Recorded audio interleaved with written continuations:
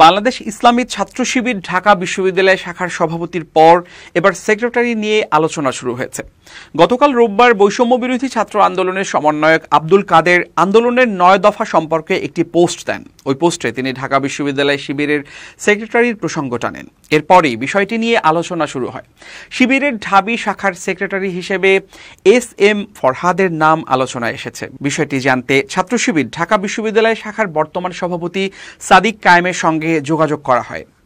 SM. Farhad শিবিরের ঢাবি শাখার বর্তমান সেক্রেটারি বলে দৈনিক মানবজমিনকে নিশ্চিত করেছেন তিনি। সূত্র জানায়, ফরহাদ হলেন ঢাকা বিশ্ববিদ্যালয়ের সমাজ কল্যাণ ও গবেষণা ইনস্টিটিউটের 2017-18 সেশনের এবং কবি জসিমউদ্দিন হলের আবাসিক শিক্ষার্থী। 2022-23 সেশনে তিনি জসিমউদ্দিন হল ডিবেটিং ক্লাবের সভাপতিও ছিলেন। বর্তমানে এস.এম. ফরহাদ ঢাকা বিশ্ববিদ্যালয়ে অধ্যয়নরত পার্বত্য বিশ্ববিদ্যালয়ের শিক্ষার্থীদের সংগঠন পার্বত্য চট্টগ্রাম ছাত্র সংসদের সভাপতি হিসেবে দায়িত্ব পালন করছেন।